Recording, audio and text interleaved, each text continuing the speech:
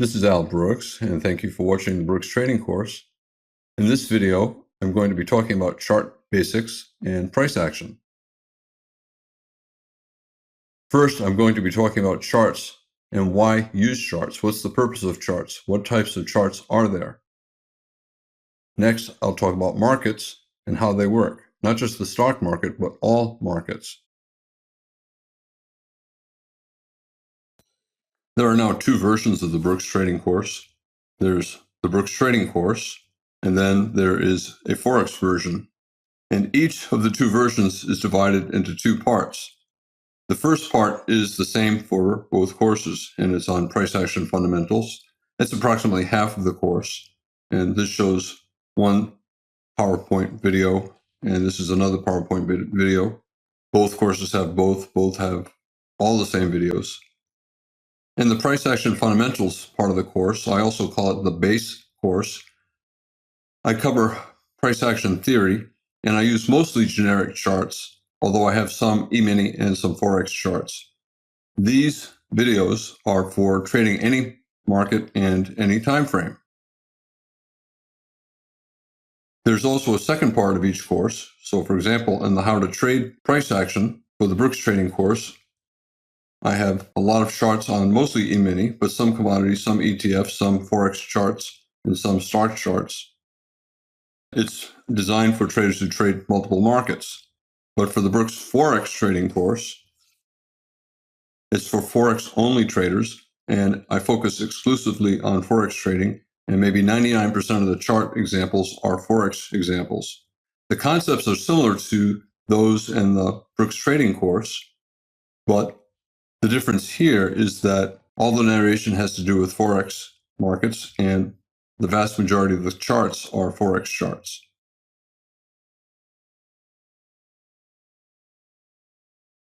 Why use charts? What's the purpose of charts?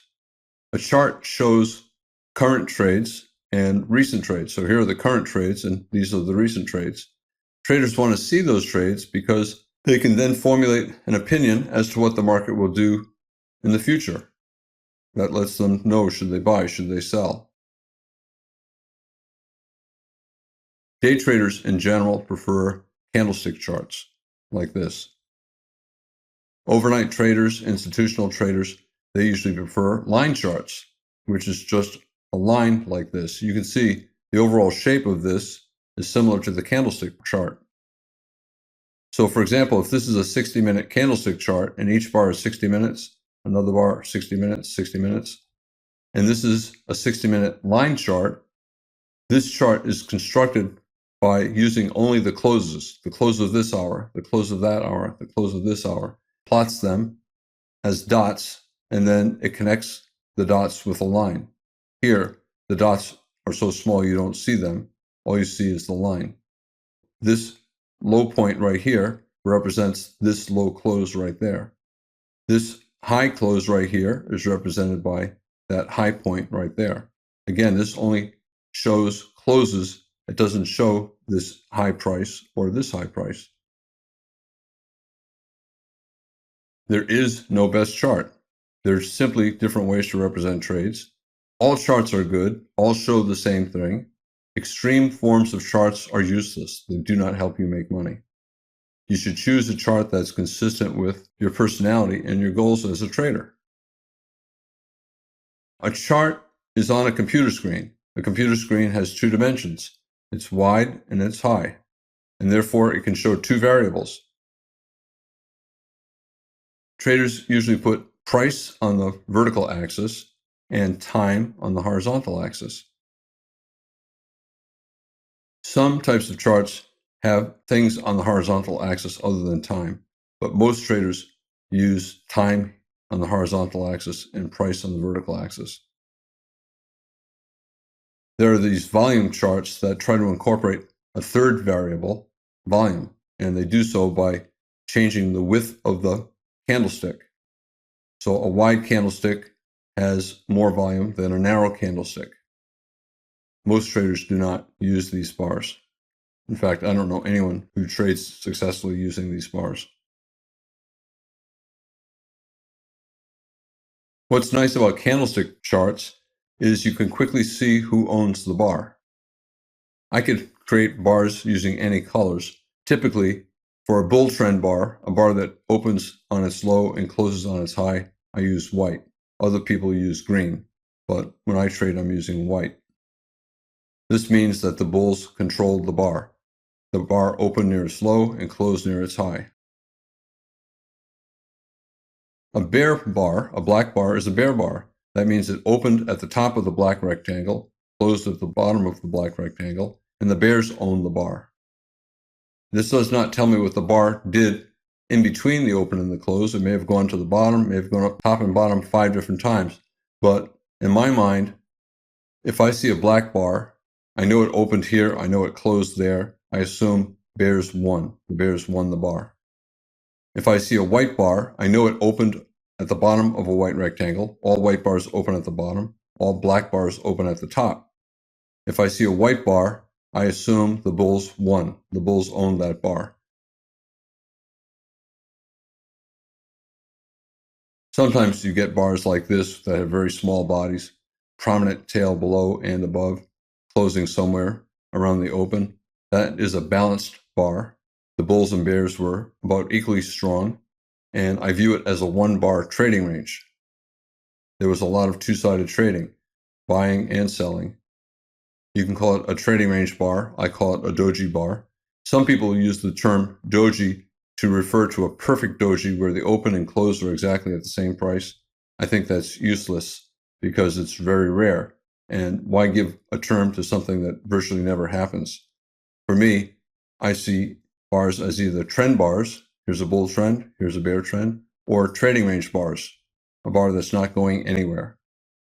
In my mind, every bar is either a trend bar, a bull trend bar, a bear trend bar, or a trading range bar, and I call it a doji bar. So bull bars, every white bar, the bottom of the rectangle is when the bar opened, the top is when it closed. Every black bar, the open is at the top and the close is at the bottom. Bear trend bar, opened here, closed there. And then trading range bars, doji bars. You can see on the chart, a lot of these bars I would call doji bars, like this and that and this and these. Here's the only perfect doji bar on the chart.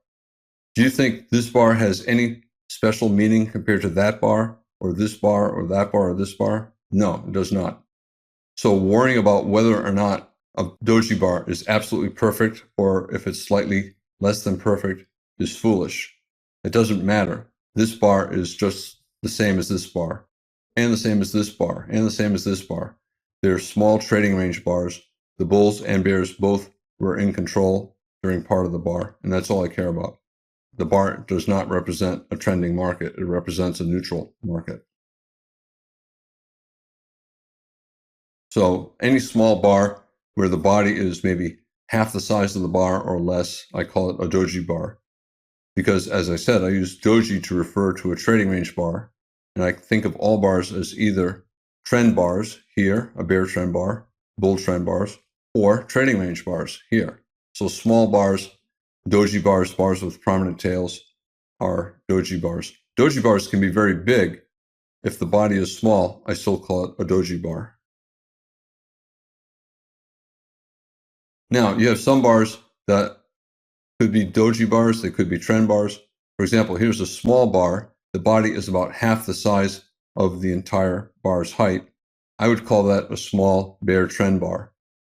If the body is half the size of the bar or more, I tend to call it a trend bar. If it's less than half the size of the bar, especially if the bar is not very big, I tend to think of it more as a doji bar, a trading range bar. Look at this green box. That is the high of the bar. That's the highest trade that took place during this 5 minutes. And I call that line above the rectangle a tail. Here's another tail up here. Here's a tail below a bar. And it's simply the highest price or the lowest price that took place during the bar. Some bars don't have any tails. For example, here's a bull bar. There's no tail on the bottom. That means it opened on exactly the low of the bar, and the market never traded below the open of the bar. The open of the bar in this case a bull bar, is the very first trade that took place. If this is a 5-minute chart, this is the first trade that took place as soon as that bar closed. And the close of the bar, the top of the white rectangle, is the final trade. And as soon as that trade takes place, another candle begins.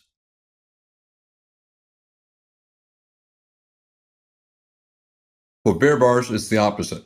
Remember, every bear bar, every black bar, opens at the top of the black rectangle, in contrast to a bull bar. Every bull bar opens at the bottom of the white rectangle.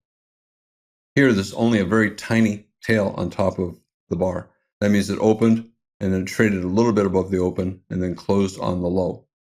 If there's a tail below, that means it traded down and traded back up. In this case, because it has a black body, that means the open was here and the close was a little bit below.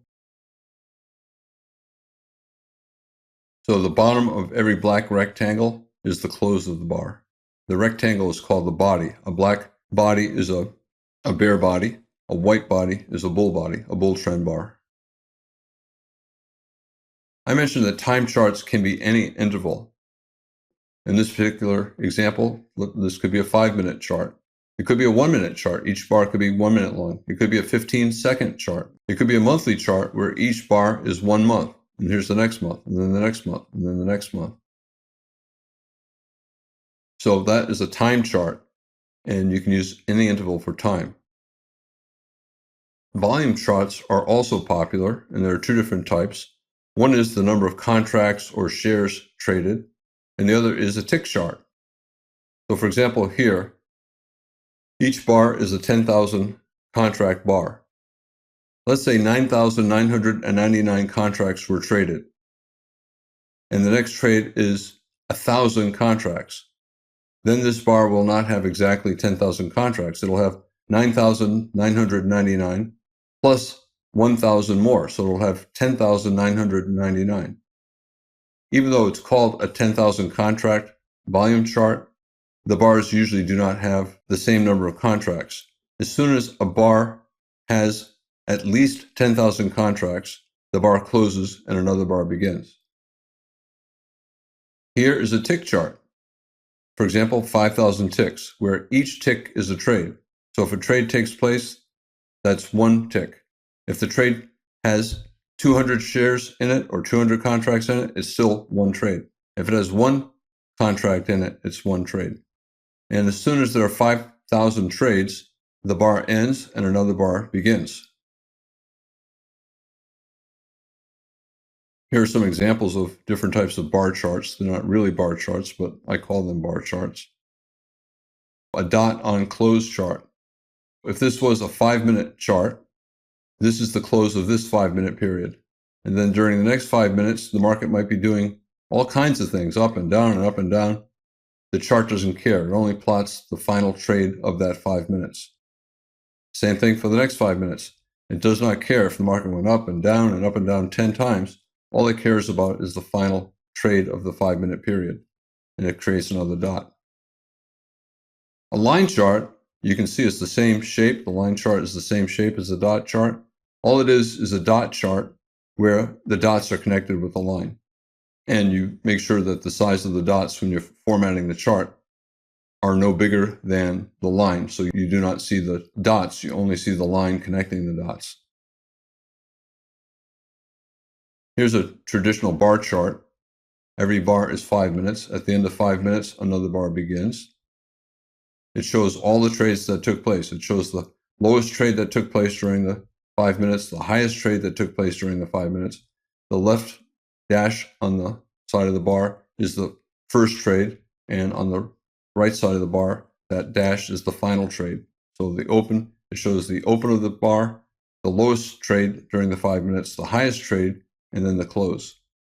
And a candlestick chart is a version of that, except that if a bar opens low and closes high, the candlestick chart gives it a white body.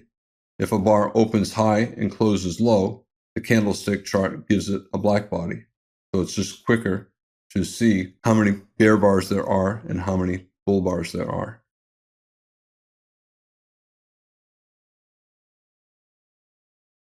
Here are candlestick charts and some other less popular charts. Some traders like to use rain charts, Kagi charts, case charts.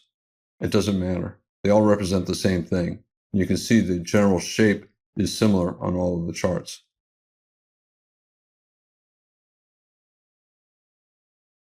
Here's an example of doji candles right there. Closed around the open. Some are relatively big, some are relatively small, and every doji bar is a 1-bar trading range. And they can be any size. Is this a doji bar? It has prominent tails, but it has a pretty big body. If the body is more than half the size of the bar, I usually call it a trend bar. So I would call that a bull trend bar with prominent tails. Here's a bar with a bare body. Is it a bear trend bar? No, I would call it a doji bar, a bear doji bar, because it has a very small body relative to the size of the bar. Here are some bear dojis. This one, the body is about half the size of the bar. So I would call it a doji, plus it's a small bar. And here's a bull doji, a bull body, and prominent tails, the body less than half the size of the bar.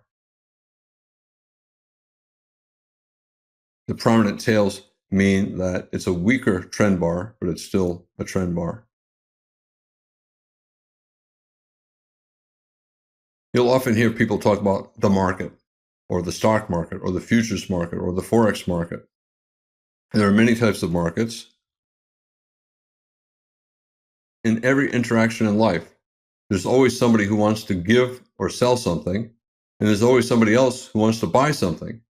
And they trade between one another. For example, the real estate industry creates the housing market. It's a way to buy and sell houses. If there's no market and you wanted to sell your house, you'd have to go door to door or put an ad in the newspaper, hoping that you'd find someone who wants to buy your house. More likely, you would not find many buyers. If there are not many buyers, well, guess what? They know you need to sell, and there's not much competition for them buying. They can offer a very low price. Also, for example, if you wanted to buy a house and there was no market, you could go door to door asking someone, can I buy your house? Can I buy your house? Can I buy your house? Chances are, since there's no competition, the seller does not feel like he's competing against a bunch of other sellers. He is only going to be selling for a very high price. He's an uninterested seller. And for you to get him to sell, you're going to have to offer him a very high price. The advantage of a housing market is it brings lots of willing buyers and sellers together. And therefore, you have buyers and sellers competing with one another, and it tends to keep the price fair. So if there are a lot of buyers, they are not going to pay too much. They're not going to pay too little. If there are a lot of sellers, you have a lot of people deciding what fair value is, and the housing price is more accurate, more realistic. I said the industry creates the market, just like there's a stock market industry that creates different markets, different exchanges, the New York Stock Exchange, the NASDAQ Stock Exchange. And the industry gets paid a commission. So the real estate brokers get together and they decide on a commission. So, for example, in California, a 6% commission is common. If you're buying a house, you have a buying broker. If you're selling a house, you get a selling broker, and they split the 6%. If you sell a house for $100,000, you do not get $100,000. 6% is the commission. You get $94,000. And the two brokers, the buying broker and the selling broker, split that 6%, that's $6,000. It's very helpful if you're buying or selling a house to know what comparable houses have sold for recently. In trading stocks, you really want to know what the last trade was, right? You want to look at recent comparable sales to get an idea of what the fair price is. So if you're trying to buy a house, you want to make sure that you're not paying too much. And one way to do that is to look at recent sales. If there are a lot of people in the market, a lot of buyers, a lot of sellers, you typically do not have to wait long to sell your house or to buy another house because you trust that the prices are all just about right. So that's a tight spread between what the sellers want for selling the house and what the buyers want for buying the house. The spread, the difference tends to be pretty tight, and it tends to accurately reflect the fair value of the house. So if you get a lot of buyers together and a lot of sellers together, traders tend to trust that the price is accurate and fair at that moment. There may be the wrong price a month or two from now, but at that moment, when the buyer wants to buy and the seller wants to sell, if there are a lot of buyers and sellers, chances are the price is going to be very close to what a fair value is. So if you're selling a house and you get somebody who says, I want to buy your house, and they offer too little, at least in your mind, they offer too little, wait, because you can trust that if you priced your house fairly, you'll be offered more by somebody else. Also, if you're a buyer and you really want to buy value and you tend to offer 10% less than the fair market value, you're probably going to have a hard time finding a house to buy, because there are other buyers who want to buy and they're more willing to pay fair value instead of a low price. So if you want to buy a house, you're going to have to pay more. Financial markets, same thing. They bring buyers and sellers together. The NASDAQ has Apple and Google. A lot of people at any instant want to buy Apple. They want to sell Apple. There are a lot of people who want to buy Google and sell Google. The New York Stock Exchange, JP Morgan. A lot of people want to buy JP Morgan. At the same time, a lot of other people want to sell it. And the stock market brings the buyers and sellers together, and they get almost instantaneous transaction. You do not have to wait to complete a trade at a fair price. You know that when you trade, you're buying the exact appropriate price at that instant, and there's a very tight spread between the bid and the ask. So for example, if I wanted to buy Google, the ask is $548.15. I'm going to pay $548.15. If I want to sell Google, it might be 08, and that's not a very big spread. Here in JP Morgan, the spread might be just a penny. It's a much cheaper stock, but 1 penny spread. And the industry gets paid a commission. You pay the industry a commission for creating the opportunity to have that transaction. The industry, the New York Stock Exchange, for example, here, they have a building, they have the electronic infrastructure that allows buyers and sellers to come together, and they need to get paid to maintain that, and that is the commission that they charge both the buyer and the seller. In the Forex market, the commission is the spread. So here it would be a 1 pip profit. Markets are constantly trying to find a price that both buyers and sellers think is fair. They never know exactly. They know exactly at one instant, but the price is always changing. There's always new information coming in. More buyers, less buyers, more sellers, fewer sellers. And then there's international information coming in, business information coming in. Every conceivable piece of information that comes into the market moves the price up and down. And the markets constantly move in search of a fair price, because that is the price that results in maximum trading. And that is the purpose of all markets, to maximize the amount of trading. If the price is way too low, guess what? No sellers, so there'll be no trades. If the price is way too high, guess what? Nobody's going to buy. No trades will take place. So the market is always in search of a price that will maximize the number of transactions, the fair price. It's constantly changing with every piece of information. It's difficult to know exactly what the fair price is. The market's constantly probing up. If it runs out of buyers and sellers come in very aggressively, the price is too high, it goes down. If all of a sudden it gets too cheap, a lot of buyers come in and the sellers stop selling at this price, they're only willing to sell higher, price goes up. The market's always probing to find out what too high is, what too expensive is, and what too cheap is.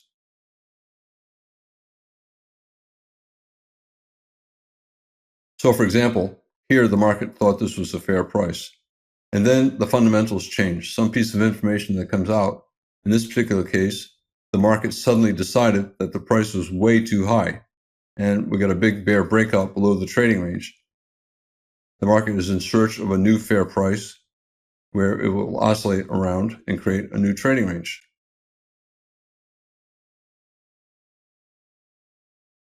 Because fundamentals change constantly, and there are countless fundamentals, you don't even know most of them. Different institutions provide news. Buyers and sellers come and go. They change reasons for buying and selling. It's changing constantly. The fair price changes constantly. However, it's usually in a fairly tight range. Most of the time, markets are mostly sideways. Some of the time, they quickly move because everyone perceives that the price is wrong. Up here, traders decided the price is too high. Buyers and sellers both decided that it's too high, so it had to move down quickly to find a price where both buyers and sellers thought the price was fair. For here, the market was staying in this general range because buyers and sellers thought it was fair. If it went up a little too high, no more buyers, sellers got aggressive, the market went down. If it goes down too low, sellers think it's too low to sell, they stop selling. Buyers think it's a great value, they buy, and it tends to go up.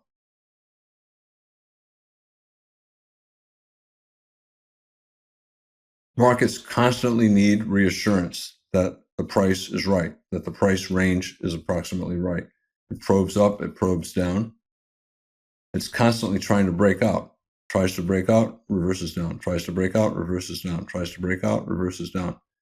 Tries up, reverses down. It probes down. Maybe the fair price is down here, so let's try to get there. Cannot get there. Sellers stop, buyers get aggressive. Tries to go down, fails. Tries to go down, fails. Tries to go down, fails. Tries to go down, and fails. So it's constantly trying to break out. It's constantly trying to see if maybe the price needs to go lower, maybe it needs to go higher. And it spends most of the time going sideways, with 80% of breakout attempts up and down failing. That's how it determines where the appropriate range is. And the markets really want the range to be extremely tight.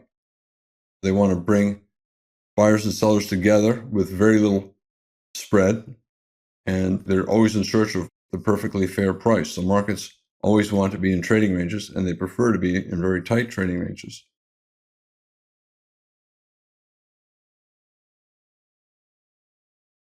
I said the purpose of a market is to facilitate trading.